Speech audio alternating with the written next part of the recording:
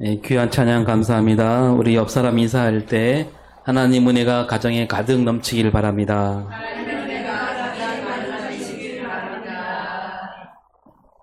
오늘이 벌써 10월 27일이죠. 이제 10월도 며칠 남지 않았습니다. 10월을 보니까 여러 가지 기념일이 있었더라고요. 국군의 날, 개천절, 한글날, 그리고 부마항쟁 기념일, 여순사건 추념일, 문화의 날, 경찰의 날, 국제연합일, 독도의 날도 있더라고요. 그리고 이제 여기에다가 우리 개신교인들이 반드시 잊지 말아야 할 날이 하나 더 있습니다. 무슨 날일까요? 예, 종교개혁 기념일. 10월 31일이죠. 507년 전 1517년 10월 31일 독일 비텐베르크 성당 앞에 한 신부가 큰 대자보를 써붙입니다. 이 신부 이름이 누구냐 하면 누굴까요? 네, 마르틴 루터입니다. 루터가 보기에 이 가톨릭 교회가 저지른 잘못이 쭉 보니까 95개나 된다고 했습니다.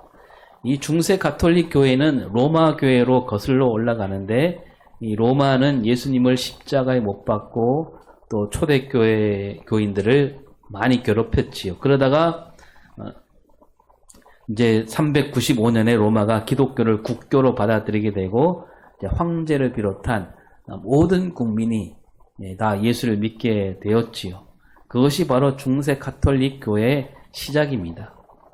그런데 이 중세 교회가 1200 역사를 이어오게 되다 보니까 처음에 온갖 박해와 핍박으로 얼룩져 있다가 이제는 국가 권력 아래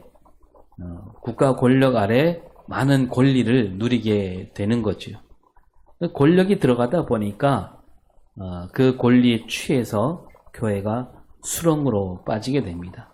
이 가톨릭 교회가 저지른 잘못으로 말미암아 온 백성들이 괴로움을 겪게 되었고 이 가톨릭 교회 가장 높은 자리에 있는 사람을 가리켜 교황이다, 황제와 맞먹는, 어떤 때는 황제보다 더 높은 자리에, 그 황제가 되려면, 어떤 나라의 황제가 되려면 교황에게 가서 도장을 받아야 되는 그 정도 높은 자리에 있는 그런 교황이었었습니다. 이 교황이 저지른 잘못 찾아보면 셀 수 없이 많습니다. 제가 쭉 적어왔는데 차마 입에 담을 수 없어서 아무튼 그 많은 잘못들이 있었고요. 그 가운데 가장 큰 문제는 면죄부를 팔고 사는 일이었지요. 면죄부. 그러니까 이거 사면 죄를 없애준다. 네가 지은 죄가 없어진다. 면죄부지요. 그래서 이 땅에서 살아갈 때 좋은 일을 많이 하면 그 공로가 천국 창고에 쌓게 된다. 이런 교리와 맞물려서 면죄부를 팔게 된 거죠. 그러니까 면죄부를 사게 되면 요즘으로 말하면 뭐가 되냐면 여러분 포인트 카드 아세요? 포인트 카드 마일리지 이런 거죠. 신용카드나 핸드폰을 많이 쓰다 보면 거기에 나오는 점수가 있잖아요. 그 점수가 쌓이면 이 점수가 돈이 되고 그걸로 물건도 사고 음식도 사 먹을 수 있죠. 또 비행기를 타면 마일리지가 쌓여서 저 미국 한번 갔다 오면 제주도 정도는 공짜로 갔다 올 수 있다. 그런 거죠.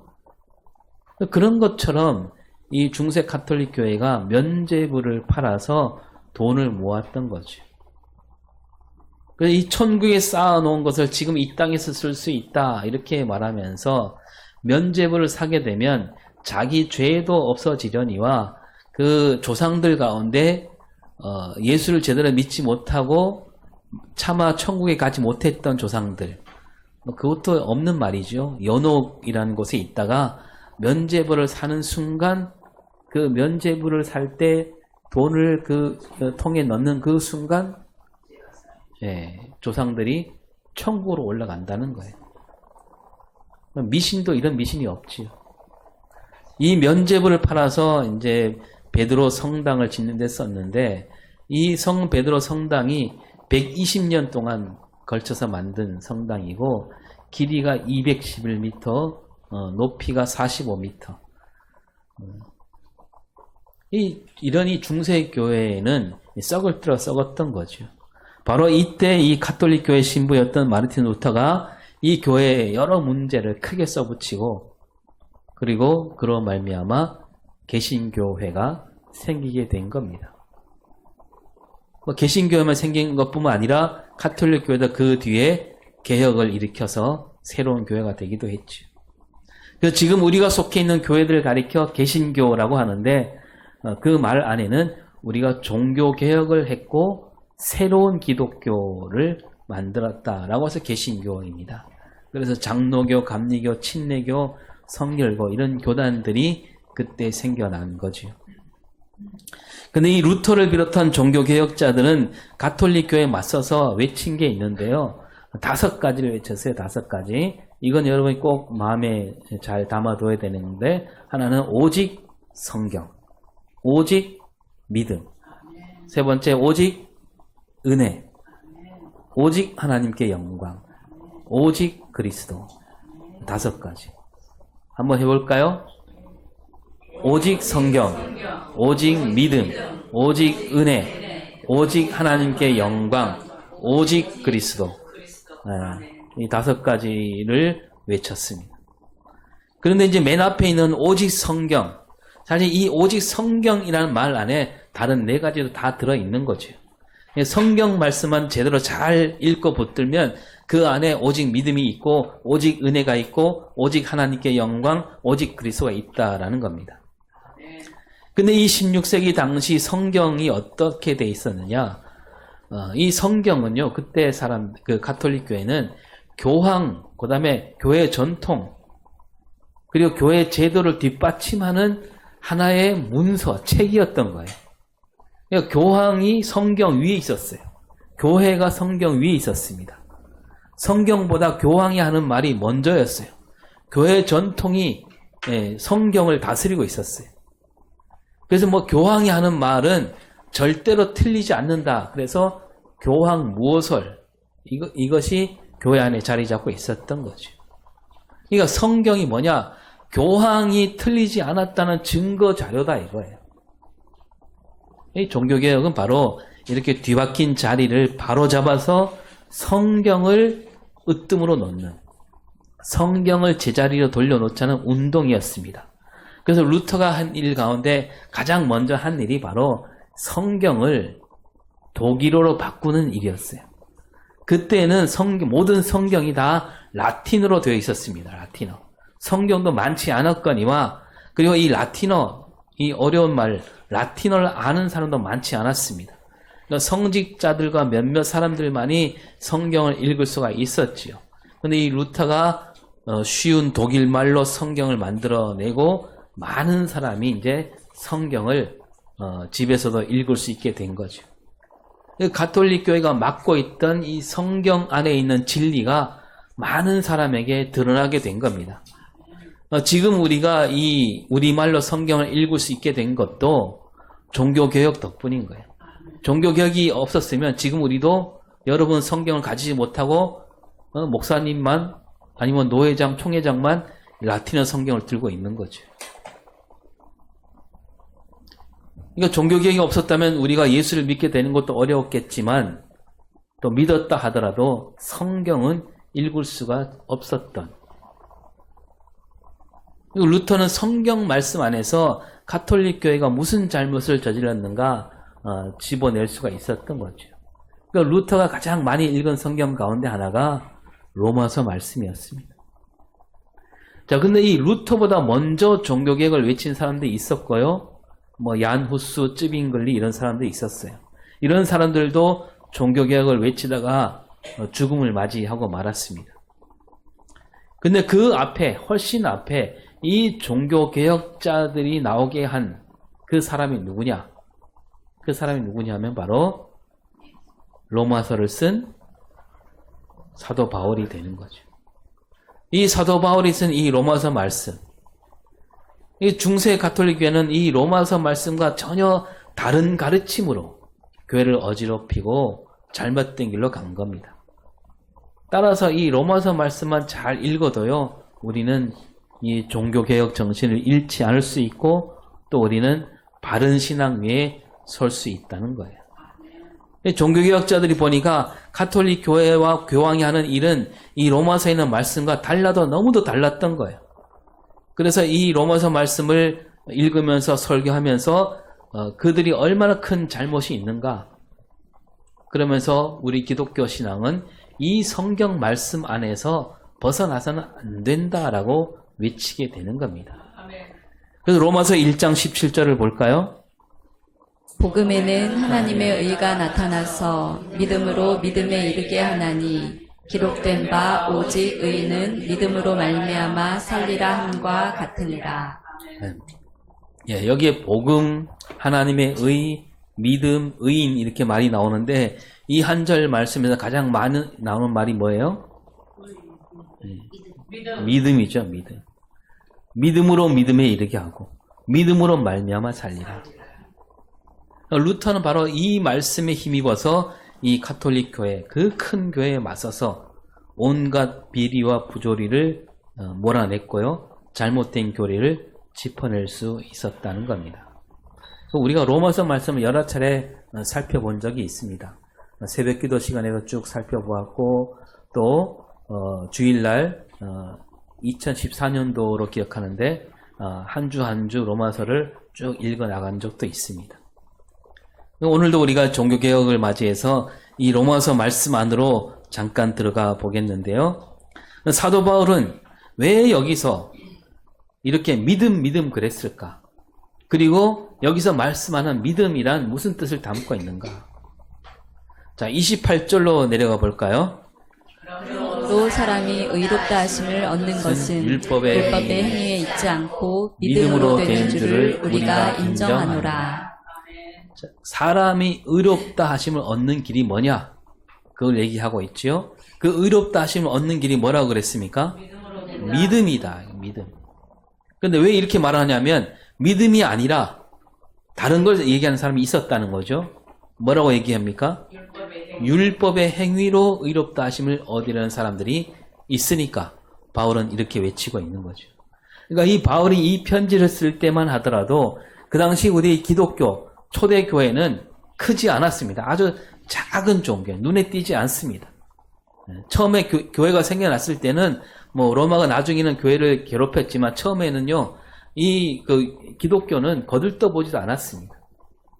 그 당시에 가장 큰 교회가 뭐냐 하면 유대교였습니다. 유대교회가 큰 자리를 차지하고 있었고, 이 로마에서도 이 유대교는 인정해 줬어요. 대신 세금만 받을 뿐이었죠. 근데 이 유대교, 바리새인들과 유대교 지도자는 율법에만 매여 있는 겁니다. 그들은 율법만 내세우는 거예요. 그래서 율법만 잘 지키면 우리가 의롭게 된다. 그런 생각. 바울이 거기에 맞서서 그게 아니다라는 거죠. 예수님이 오신 다음에는 그게 아니다. 율법의 행위가 아니라 믿음이다. 율법을 얼마나 잘 지켰는가 거기에 따라 우리가 의를 이루고 못 이루고 그게 아니다라는 겁니다. 그러면서 여러분 21절로 올라가면 뭐라고 되어 있습니까? 이제는 율법 외에 하나님의 한 의가 나타났으니 율법과 선지자들에게 증거를 받은 것이라. 예, 여기서 이제는 이라고 하죠. 이제는. 율법 시대가 지난 이제는 이란 뜻입니다. 예수님이 오신 뒤에는 예수님이 이 땅에 오셔서 십자가에 달려 죽으시고 다시 살아나시고 성령이 오신 다음에는 이런 뜻입니다. 새로운 시대가 열렸다는 거죠. 율법이 또 그리고 이 율법은 의가 아니다라는 얘기예요. 이 율법도 하나님이 주신 법이긴 하지만 율법이 곧 의를 이룰 수 없기에 하나님은 율법 외에 다른 하나님의 한 의를 나타나게 하셨다는 겁니다. 그러니까 율법 외에 이 말은 율법과 다르다. 율법을 넘어선다 그런 얘기죠. 그 하나님의 한 의가 나타나서 세상이 바뀌었다는 거예요. 그러니까 율법으로 줄을 세우던 시대가 끝나고 하나님의 의가 세상을 이끌어가게 되었다라는 거죠. 근데 사람들이 사실 줄을 세우는 걸 좋아해요. 줄을 세우면 좀 편하긴 하죠. 자, 여기까지 됐어. 나머지는 떨어졌어. 이런. 근데 그게 아니라는 겁니다. 근데 이 하나님의 의가 또 새삼스러운 건 아닙니다. 왜냐하면 율법과 선지자들에게 증거를 받은 것이다. 그러니까 율법도 스스로 말하기를 율법을 잘 들여다보면 이 율법만 잘 지킨다고 되는 건 아니다라는 뜻이 율법 안에도 있다는 거죠. 그리고 선지자들 쓴 그 예언서들 거기에도 그런 말들이 많이 나온다는 거죠. 우리가 잘 아는 사무엘은 뭐라고 그랬습니까? 순종이 제사보다 낫고. 여기서 순종은 하나님 말씀이고 제사는 율법이죠. 그러니까 율법만 잘 지키면 되는 게 아니라 그 율법 넘어서 하나님 말씀을 잘 따르는 거, 그게 더 중요하다는 거죠. 호세아 6장 6절을 볼까요? 나는 인애를 원하고 제사를 원하지 아니하며 번제보다 하나님을 아는 것을 원하노라. 예, 여기서도 마찬가지죠. 인애, 제사, 번제, 하나님을 아는 건 나오잖아요. 그게 뭐냐 하면 제사나 번제 이거는 율법을 그대로 따르는 거예요. 그러나 하나님이 원하시는 건 뭡니까? 인애며 하나님을 아는 것. 하나님을 제대로 알고 그 하나님은 우리를 사랑하신 분임을 우리가 알고 그 뜻을 따라야 된다. 그래서 하나님이 이 구약 선지자들에게도 벌써 하나님의 그 새로운 의가 나타나리라는 것을 알려주셨다는 거죠. 율법을 넘어선. 그래서 이 하나님의 의가 어떻게 나타나느냐? 22절에 예수 그리스도를 믿음으로 말미암아 모든 믿는 자에게 미치는 하나님의 의니 차별이 없느니라. 예. 이 의가 어떻게 나타나요? 예수 그리스도를 믿음으로 믿는 사람에게 나타난다는 거죠. 그리고 어떤 사람에게 나타나는 게 아니고 모든 믿는 자에게. 믿는 자라면 다 하나님의 의가 나타나고 차별이 없다는 거죠. 그러니까 율법으로 도무지 이룰 수 없던 하나님의 의, 그 의가 예수 그리스도를 믿는 믿음으로 나타나게 되었다. 그러니까 차별이 없다. 그러니까 다시 말하면 율법에는 차별이 있었다는 거죠. 근데 사실은 따지고 보면 하나님께서 주신 율법에도 사실은 차별이 없었지요. 하나님은 차별을 만드시려고 율법을 주시지 않았습니다. 그러니까 시험 문제를 막 어렵게 내갖고 누가 잘하는가 누가 못하는가 그거 가려내려고 하잖아요. 시험이라는 게. 하나님은 그런 뜻을 주신 게 아니에요. 사람들이 그 율법을 받은 다음에 사람들이 자기들 잣대로 자기들 생각하기 좋게 율법을 갖고 이 차별을 만들어낸 겁니다. 여러분 그래서 하나님께서는 이 율법보다 먼저 주신 게 있어요. 성경에 보면 율법보다 먼저 뭘 주셨느냐? 언약을 맺어 주셨습니다. 이거 언약이 있고 그 다음에 율법이 나온 거예요. 그러니까 그 언약을 잘 이해하라는 뜻으로 율법을 주신 거라는 얘기입니다. 이 율법은 모세가 이스라엘 백성들을 끌고 애굽에서 나왔을 때 홍해를 건너 시내산에 오게 하셔서 주신 게 율법이잖아요. 그 언약은 언제 주신 거냐? 언약은 그보다 훨씬 앞의 일이죠. 아브라함에게 주셨어요. 하나님이 아브라함을 부르셔갖고 아브라함으로 하여 이제 너와 너 후손들은 뭐가 된다? 내 백성이 된다. 내 백성이 된다. 아브라함 이야기 그래서 이때 하나님이 아브라함을 부르실 때 아브라함을 의롭게 여기셨다라는 말씀이 나오는데 이 말씀을 또 바울도 얘기하고 있죠. 그 뒤에 4장에 가면 아브라함 얘기가 나옵니다. 그 아브라함 이야기를 들어서 믿음과 의를 잘 풀어주는데요. 아브라함도 행위로 의롭다 하심을 얻지 않았다. 4장 2절을 볼까요? 아브라함이 행위로서 의롭다 하심을 받았으면 자랑할 것이 있으려니와 하나님 앞에서는 없느니라. 예.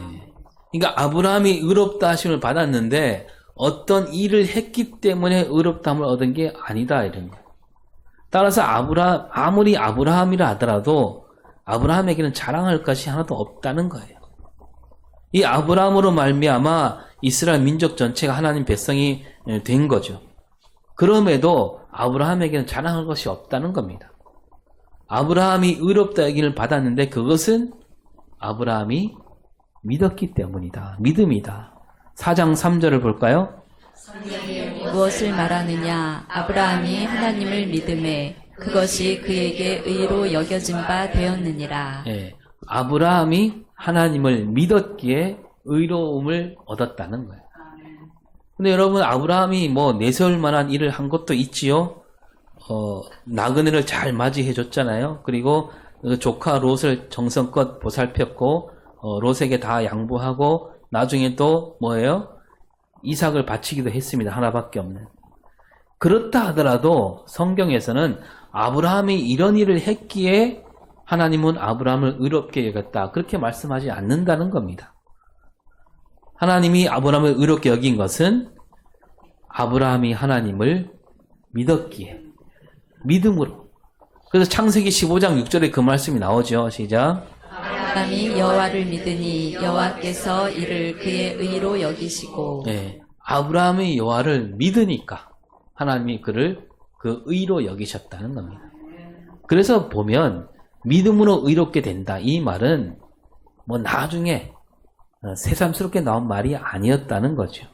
아주 오랜 옛날부터 진리였다는 얘기입니다. 이렇게 하나님은 처음부터 이 의로움이란 율법이 아니라 믿음으로 이루어진다라고 하셨던 거죠. 여러분, 그리고 여기서 우리가 또 하나 눈여겨봐야 할 말이 있는데, 바울은 여기서 뭐라고 하냐면 믿음으로 구원을 얻는다 이렇게 말하지 않고 믿음으로 의롭게 여김을 받는다 이렇게 말하고 있어요. 뭐 크게 보면 믿음으로 구원을 얻는다, 믿음으로 의롭게 여김을 받는다 같은 말이긴 하지만 또 많은 사람이 생각하기를 구원을 얻는다 이 말을 자꾸 나중에 죽은 다음에 이루어질 일로 여기기가 쉽거든요. 뭐 지금이나 그때나 마찬가지. 바울도 그런 뜻에서 그 당시에 그렇게 생각하는 사람들이 있을 수 있으니까 믿음으로 구원을 얻는다 이렇게 말하지 않고 믿음으로 의롭다함을 받는다 이런 거죠. 우리가 2주 전에 어떤 부자가 예수님께 와서 영생을 얻는 길을 여쭈었던 그 말씀을 나누었지요. 예수님이 그 부자에게 말씀하시기를, 그 부자가 영생을 어떻게 하면 얻습니까? 라고 했을 때 예수님이 뭐라고 말씀하십니까? 자, 잘 들어. 영생을 얻으려면 이렇게 해야 돼. 그렇게 하셨나요? 그렇게 말씀하지 않았어요. 재산을 팔아 가난한 사람에게 나눠주라. 그러면 영생을 얻는다. 그렇게 말씀하지 않았습니다. 재산을 팔아 가난한 사람에게 다 나눠주고 와서 나를 따르라. 그렇게 하신 거예요. 그러니까 율법을 잘 지키고, 그 부자는 율법도 잘 지켰잖아요. 율법도 잘 지키고 재산을 팔아 가난한 사람에게 나눠주면 영생을 얻는다 이게 아니라 나를 따르라. 와서 나를 따르라 그럽니다. 그리고 그 다음에 뭘 말씀하시냐면 하나님 나라를 말씀하십니다. 그러니까 예수님을 따르는 삶은 곧 하나님 나라에 들어가는 것이다. 그러니까 부자가 말한 영생 혹은 뭐 제자들이 말하는 구원, 이 두 가지를 다 담아내는 말씀이 하나님 나라라고 했습니다. 그러니까 예수님도 영생을 얻으려면 뭘 해야 되는가 여기에 매이지 말고 나를 따라와서 하나님 나라를 이룬 길에 같이 가자 그겁니다. 그러니까 그 가난한 사람에게 자기 재산을 다 팔아서 가난한 사람에게 나눠주는 거, 그것도 뭡니까? 그것도 뭐냐 하면 하나님 나라를 이루는 길이에요. 예수님이 제자들에게 기도를 가르쳐 주시면서 또 이렇게 말씀하셨죠. 마태복음 6장 33절에 너희는 먼저 그의 나라와 그의 의를 구하라. 그리하면 이 모든 것을 너희에게 더하시리라. 네. 우리가 기도할 때 가장 먼저 해야 되는 거, 으뜸으로 내세워야 되는 게 뭐냐? 하나님 나라를 구하는 거, 하나님의 의를 구하는 거. 이 구절과 앞에 말한 믿음과 엮어서 보면 예수 그리스도를 믿는 사람은 어떤 사람이어야 되냐면 하나님 나라를 이루는 사람, 하나님 의를 이루는 사람이 예수를 믿는 사람이란 얘기예요. 그러니까 다시 말해서 하나님께서는 예수님을 따라서 하나님 나라를 이루려고 그 길을 가는 사람을 하나님은 그를 어떻게 여기신다? 의롭게 여기신다는. 여기서 우리가 예수 그리스도를 믿는 믿음이 뭔지 저절로 드러나잖아요.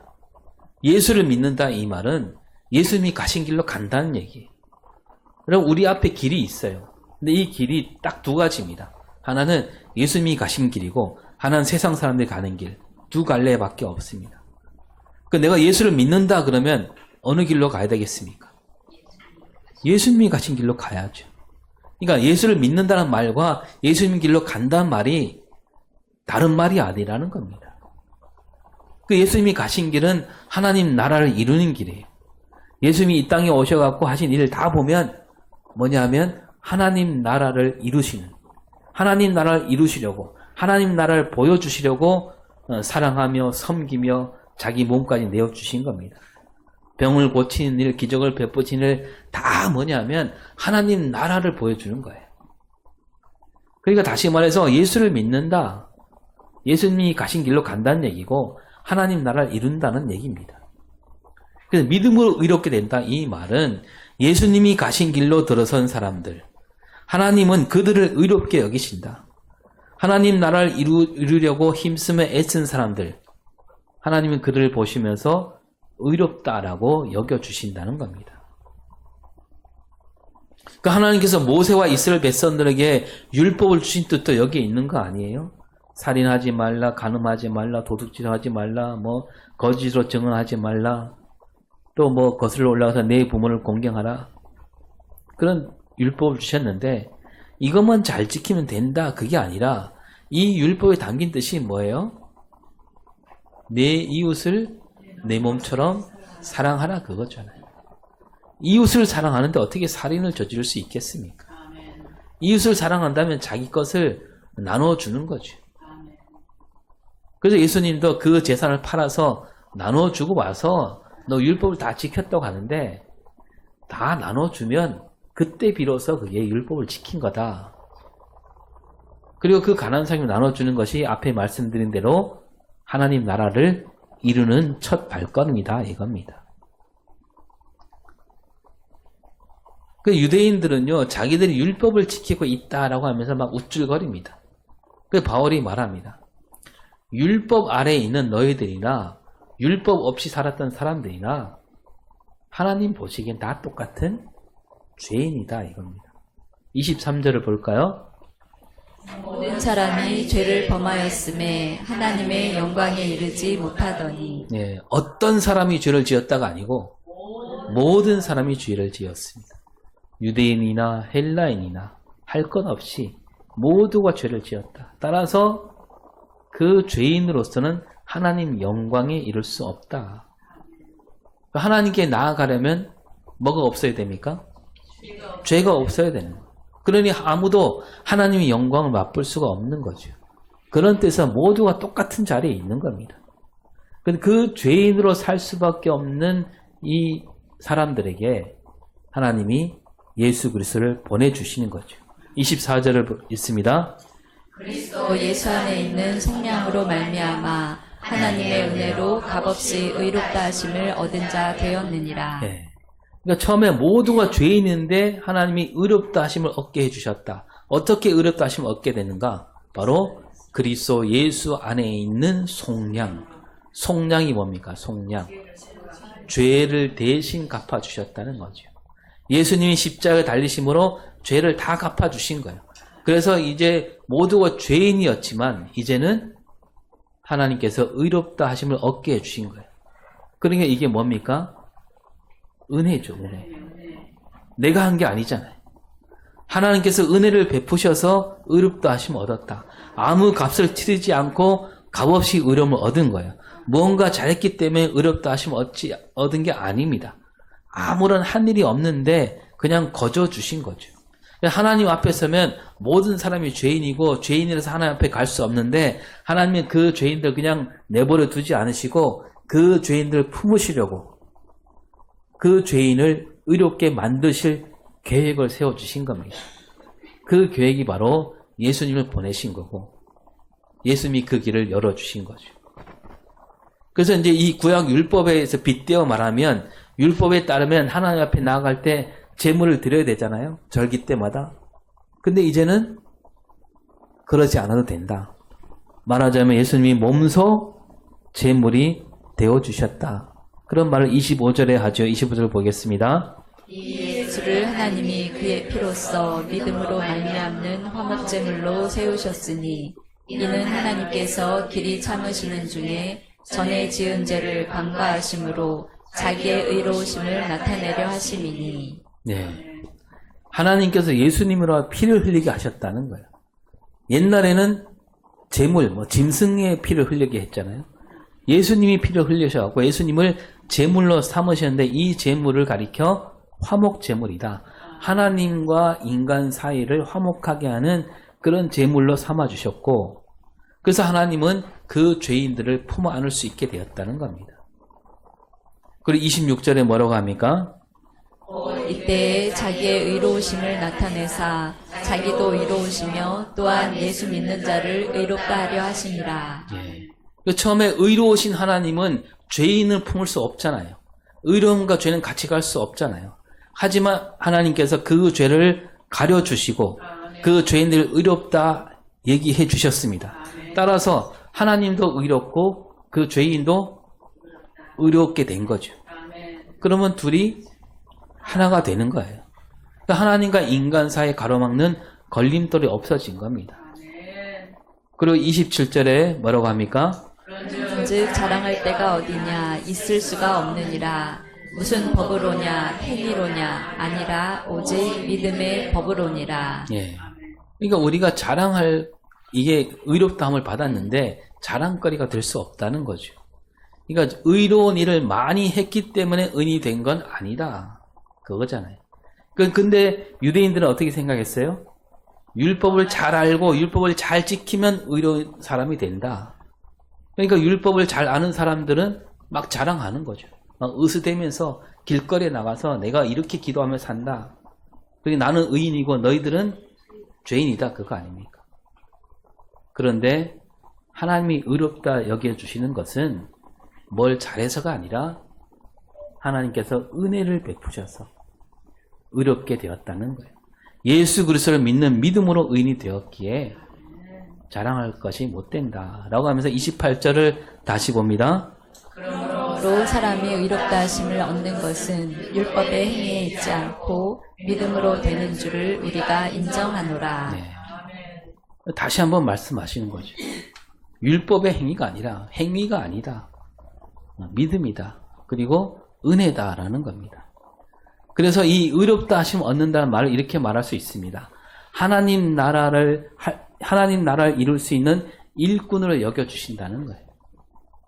예수를 믿는 사람들은 다 하나님 나라 일꾼이 되게 해주셨다는 겁니다. 다시 말하지만 예수님이 가신 길로 가는 사람이 곧 예수를 믿는 사람이라고 했습니다.